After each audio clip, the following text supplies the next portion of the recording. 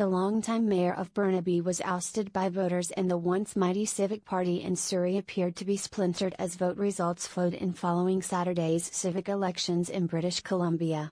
The hotly contested race in Vancouver, though, was turning in tight results 2 hours after the polls closed, with former NDP MLA Kenned.y Stewart running as an independent, holding only the slightest edge over the right-leaning Non-Partisan Association's CanSem. Early results in Vancouver also indicated the NPA taking a majority on a council that will also include 2 Green councillors, one more than previous, as well as a longtime anti-poverty activist. The defeat of Derek Corrigan in Burnaby, a city just east of Vancouver, ends a remarkable career which saw the irascible politician first elected in 2002 and went on to win 4 terms. Mr. Corrigan was best known nationally for his steadfast opposition to the Trans Mountain Pipeline extension. His city is home to the endpoint of the pipeline.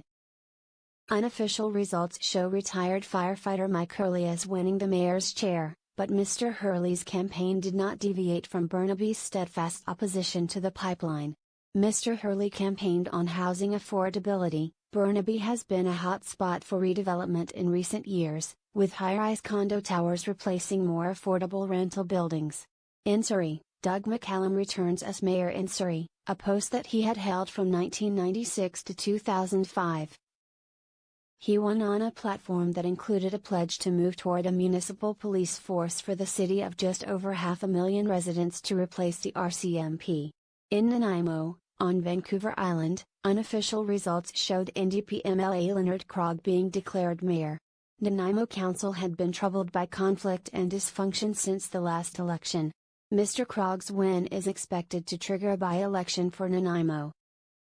The lengthy time for results to be tabulated in Vancouver was a result of a day of long lineups at polling stations, partly the result of a ballot as long as an arm. Voters who waited as much as an hour to vote, then had to take considerable time to sift through the 158 names vying for 27 positions.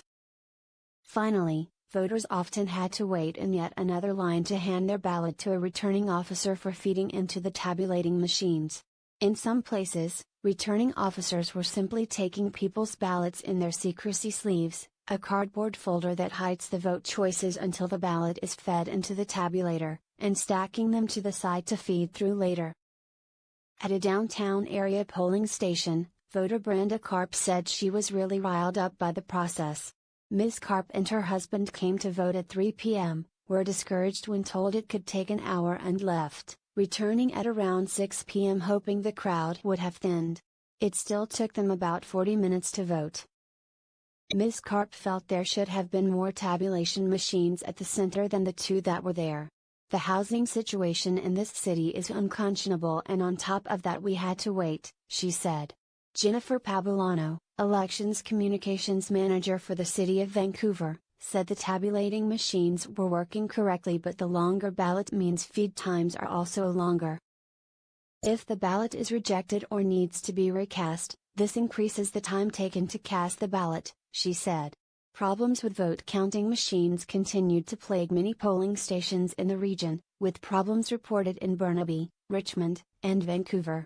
At Holy Trinity Church in South Granville, one machine had to be pulled out completely in the late afternoon, with voters having to wait up to an hour to ensure their ballots were run through the machine. About 900 people had voted on that one machine by 7 p.m. Most were patient about it, but one woman was outraged. "It's a joke how long we waited. I waited for over an hour," said Marion Seacless, the owner of several apartment buildings nearby. Some places were much quieter, with no problems. Darren Johnner, a 52-year-old tourism worker who walked to the polling station with his young daughter, said he didn't have too much trouble. However, he said he had noticed in the days before the election that he wasn't hearing as much discussion or excitement about the election among his friends and social media contacts as in previous elections. "I think there was just too many choices," he said.